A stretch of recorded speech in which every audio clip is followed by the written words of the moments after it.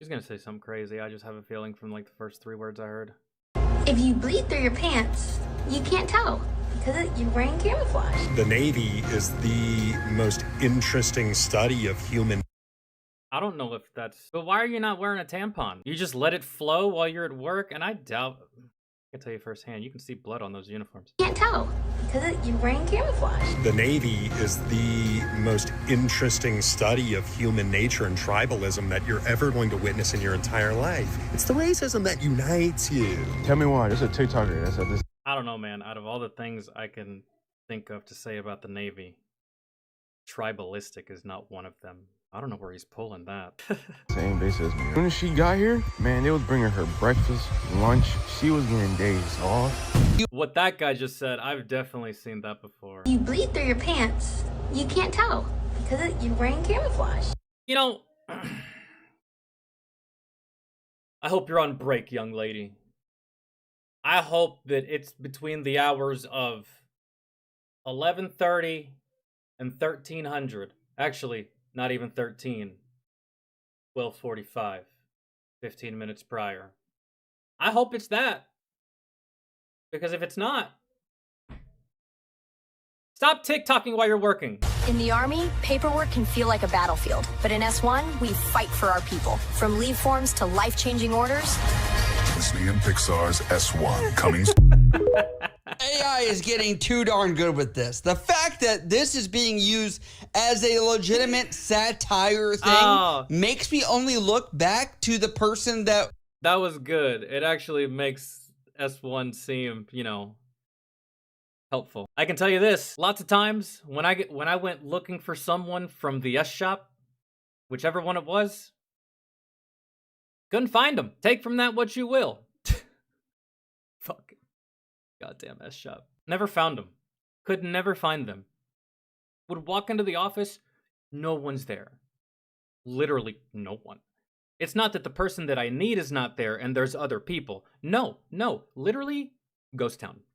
Not a soul. I guess I'm gonna fuck off and go tell my NCO that there's no one here, and then he's gonna think that I'm bullshitting or trying to get out of it or just being lazy, and then he's gonna come up here and then he's gonna get mad just like I'm mad, and then we're gonna go tell the first sergeant about it, and then the first sergeant is either 1, gonna pretend to do something, or 2, actually say something to the leader of that outfit. But at the end of the day, it's a S shop, and I just never really saw them being held accountable for anything. Can't wait for it to never come out, just like my paychecks. And then Daddy goes for it, he said, close for lunch at 0930. I'm telling you, good luck finding these motherfuckers, man. If you're looking to join the Navy, I'm a Navy vet, and here's some advice that I can give you from a white guy, okay? Because the Navy is the most interesting study of human nature and tribalism that you're ever going to witness in your entire life. It's not the racism that divides you. It's the racism that unites you, okay? First and foremost, the poor. Dude, I can't tell if he's being sarcastic or serious, but it's the racism that unites you. That couldn't be any more true in the military. Man, if only y'all could hear some of the racist shit that we would say. And not maliciously to one another, it's just the shit that we would say. Jokes we would make. Along with some dark humor, and man, some people here in this country would be fucking flabbergasted. That's why I say all the time, I'm really glad that a lot of my interactions and my time over there was not recorded on film. Because had it been, I mean, well, I would have been canceled 5 times already. Really. And I'm at just 1 at the moment, so. Puerto Ricans and the Dominicans, they do not like each other. That's also... I'm not going to say he's wrong. I don't have anything against Dominicans, but from what I know about Dominicans, and I know some, and from what I know about Puerto Ricans, and I know a lot of them because I am one, there is some animosity there. There is no love lost. It's not the racism that divides you. It's the racism that unites you, okay? First and foremost, the Puerto Ricans and the Dominicans, they do not like each other. They don't know that you don't know the difference. It's hilarious because Puerto Ricans, Dominicans, they all get offended if you don't know the difference.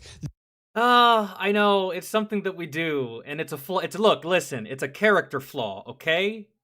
And at least we admit that we do this, all right? It's not like we do it and we're just like, nah, I don't do that. No. We get it. Which is, I guess, why we feel like we can continue to get mad about it. However, I'm not one of those people. If you confuse me for any of the sorts, I don't really care, dude. And chances are, I might not even correct you. But I'm in the minority of the minority, so there's not that very many of me. The only way you know the difference is if they have the flag on their rearview mirror. That's it. The only way I've been able to tell, or if they're Puerto Rican, I'll say this, they'll typically tell you. That's my personal experience. But okay. Nah, people usually just ask. And the one question I get all the time, and this is kind of how it goes for me. Hey man, what's up? You black or what? What's going on? What are you? Puerto Rican. Really? He's like, well, if not black, a light-skinned black dude. I thought you were like Mexican. I'm like, oh, not that either.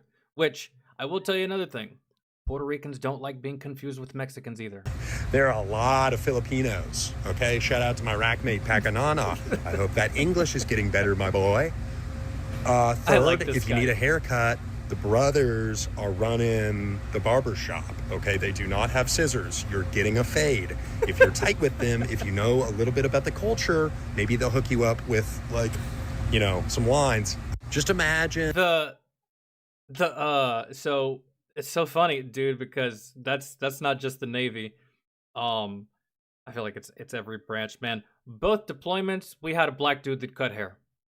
I don't know about your deployments. I don't know about your FTXs. I don't know about any of that, but my deployments, both of them, we had a designated black guy that cut hair. And he was not designated by us. He designated himself, man. Second deployment, it was Sergeant Body. Sergeant Body was like, I can cut hair. I got you. You want your hair cut? I got you. Swing by the room. Swing by the room after chow. Swing by the room before PT. I got you. And he would tell you, he's like, do you know anyone else that needs their haircut? Maybe he was just practicing. Maybe he wanted to be a barber after the military. He was actually really good. He was a self-proclaimed barber. He gave himself that title. He's like, I'm the haircut guy. Fucking bet, dog. Free haircuts. And in the military, there's really nothing better than a free haircut most of the time. A black guy walking into a room full of white guys that are cutting hair. I used to just shave my head. Sometimes. It just really depended on what mood I was in. But the only music that's playing is Alice in Chains. But if I couldn't get my actual haircut by somebody, like, I did not pay for haircuts. I just didn't. That was like a golden rule of mine. I will not pay for a haircut. I just got too used to the military providing it for me in basic training, to be honest. And just like having battle buddies that would do it for each other and stuff like that. And there was times where I opted to just like get a pair of clippers and just by myself. Look in the mirror, good, done. No spots, nothing. We're set. We're set for like the next 2 weeks. I can go the next 2 weeks, not give a fuck about a haircut, and I'm good. Whereas in all you motherfuckers getting all these fades and shit, y'all are gonna have to go back in like a couple days. So I used to just like one time and let's be lazy for about 2 weeks. Surrounding the swim qual at boot camp. They're spot on. It's not the white guys that have to retake the test. But everyone laughs. And that's why there's a pool. That's why I would have excelled at a swimming test in basic training, not because I'm Hispanic, but because I grew up with a pool. I liked swimming. We practice. So I guess what I'm saying is, if you're joining the military in general, get ready for one of the most enlightening cultural experiences of your entire life. You're going to be more patriotic than you've ever been, and you're going to hate every second of it. I have nightmares about it, and I hate all of you that I served with, and I love you, and I miss you so dearly, and the memories that we share are some of the fondest I'll take to the grave with me. And I still have a hangover from some of those nights. And And some of you need to stay out of the strip clubs. That dude, that white guy just now, he summed up the military very, very good, man. It's the best, most awful, bullshit, awesome, terrible job you'll ever do. It's awesome and terrible. It's great and infuriating, and you wish you never did it, but you're glad you did, right? It is literally, it exemplifies a love-hate relationship better than anything else that I think I've ever seen in my entire life. Stops at pretty places? Is that real? Is that your real last name? Yeah, it's real. It's real. Very rare. God, dude, and you know, I wish I could say that I never encountered this, but when I was in AIT, I met someone who told me that their middle name was Iron Man. And I was like, you're so full of shit. He pulled out his cat card, which is his military identification card. Said it. Iron Man. I was like, parents were some Marvel fans, huh? Another one, middle name was Beast. For real. Real ass middle name. Beast. I was like, your mother had very high hopes for you. What this guy is about to say, I've seen this in action as well in the service. And it is one of the most heinously pathetic things I've ever seen. These grown-ass men, warriors, turn straight bitch. Little simpy ass-wiping douche nozzle when a pretty girl shows up to the company. I've seen it. But hey, I can't talk shit because, well, these motherfuckers were simping for some random E3. I was in the strip club throwing money at whores, so I can't really talk too much shit, but like, dude, at least I felt less pathetic in my display of... About the military, right? This is gonna be a tough conversation, but this is the realest conversation you're gonna ever hear. Pretty privilege is a thing in the military. I swear on my life. Tell me why. There's a TikToker that's at the same base as me, right? I ain't gonna say her name or anything, but as soon as she got here, man, they was bringing her breakfast, lunch. She was getting days off. Everything you can imagine from a positive standpoint of you getting like special treatment, she was getting. She literally will call in and be like, hey, I'm going through something right now. And they be like, oh, you are? Get 3 days off. Don't come back until you feeling better. You need a car? I give you a car for free. You need a ride? I got you. You don't have to owe me anything. And she know who she is too. There was a girl, 2 females actually, and just the parallels between them was so funny. One was ugly as fuck. Dog. And I'm talking like not even deployed, but I have banged this chick. She was always in the dirt with everybody else. Man, she really was. I think she was maintenance, but every time I saw her, dog, uniform dirty as fuck, oil stains, everything, like she had been under that truck for 18 years. And then on the flip side of that, there was another female that was also in maintenance. I never saw this girl in the maintenance bay one time. Guess what this girl looked like? Oh, she looked very beautiful. Very, very pretty. And like, I barely ever saw her at work. Ever. But I always saw her downtown. I always saw her out. I always saw her at the bars. Same company, same everything. This ugly chick is like getting yelled at too, for the most part. Getting treated just like the fellas. But then this girl that's just far prettier than she is, I never saw her. And in my head, at the time, I was like, I don't know, man, maybe she's like doing classes. Maybe she's in college. Maybe she's like, because you could do that, you know, if you were taking college courses, you didn't have to show up to work that much. Or you did, but just for a certain time. Whatever. Come to find out, it was none of that. And funny thing about this really, really pretty girl is that she actually falsely accused one of our NCOs. And he had to go through an investigation and everything. Guess what? Turns out, this girl was lying. Man, lying. And at first, everyone believed her. Everybody believed her. And the little simpy fuckers, they were like, oh, she'd never, right? You need to do something about that NCO, right? There's a problem. No, she was lying. Take a wild ass guess what happened to this girl when it found out that she was lying. Nothing. Travel back to the other side of the coin. Let's go back to the ugly chick. I remember a couple weeks after this girl lied, falsely accusing someone, nothing happens. She did get demoted. But dude, to me, that's like kick you the fuck out of the military type behavior. Couple weeks, fast forward, The ugly chick is late to formation. Dog, this ugly chick got put on the most bullshit details for 1 week straight. 1 week straight. She was on these bullshit ass details. She didn't complain. None of that stuff was on these bullshit ass details. And I'm just like, wow, she was just late, man. And I feel that she's actually suffered more punishment than the girl that falsely accused an NCO and nothing happened to her. What is going on here? It didn't make any sense at the time. But the more time went on and the more people I talked to and the more people I asked, because, I still have friends, man, that I served with that I still talk to, right? And over the years, man, and even in that moment, I was just like, something's not right here. And even from like, it was funny too, because I dealt with female NCOs too. I had this one particular female NCO that was pretty. She was, man. It's not the first thing I noticed about her. First thing I noticed about her was her rank. She outranked me, and she was now going to be in my squad. Very next thing I noticed was the fact that she was female. And the third thing that I noticed was, in fact, that she was pretty.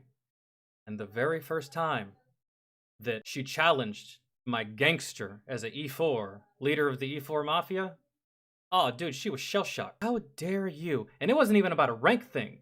It was just like, how dare you talk to me that way? I'm beautiful. How dare you talk to a beautiful woman like this? It wasn't even like on no disrespectful rank shit either. It wasn't like, oh, how dare you talk to an NCO that way? The way she responded, it was just like, how dare you? It's almost like she had never been talked to like that before. It's almost like every man that she encountered up until me used to kiss her ass and fucking. So I can only imagine how easy she probably had it with her troops or with subordinates before she met me.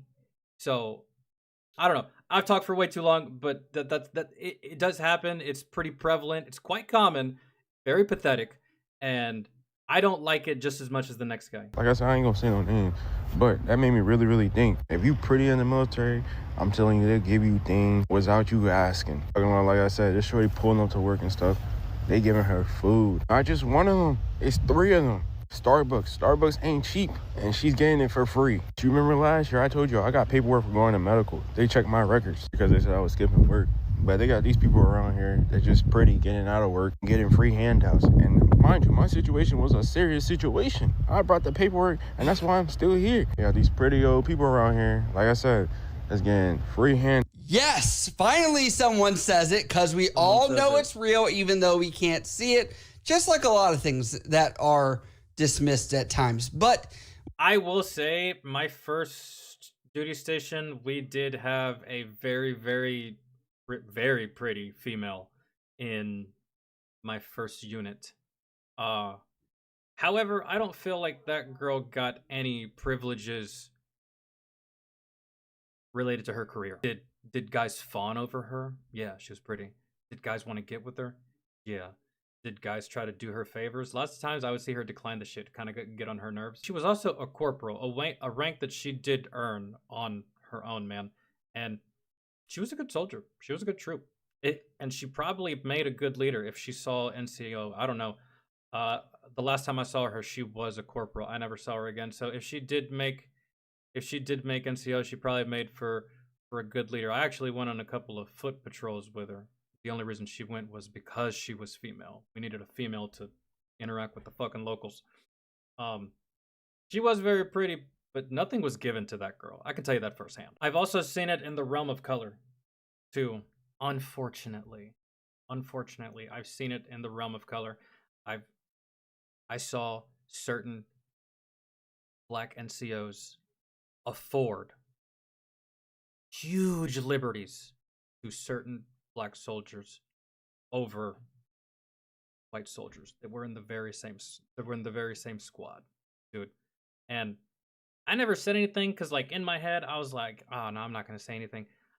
I shouldn't say anything because I don't know the full story. That's just what it looks like. What if it's not that? What if there's underlying circumstances that I'm not aware of, right? I'm not gonna say anything, put my foot in my mouth, and then I look stupid. But dog, looking back on it, that's what it was. That's what it was, man. Did it happen a lot? No, not that I remember. But I did see it happen, and I was just like, whatever. What is happening? But it's true. And I'll say this is not isolated to the military, but weirdly, it happens more than I've ever seen at any other place I've worked at, even before. And to concur, Jada OXO says pretty privilege is a thing everywhere, unfortunately. And then Slayer. Oh, dude, if pretty privilege is a thing, I'm almost certain, guys. I'm almost certain. I'm just spitballing here, but I think I'm ugly. I think.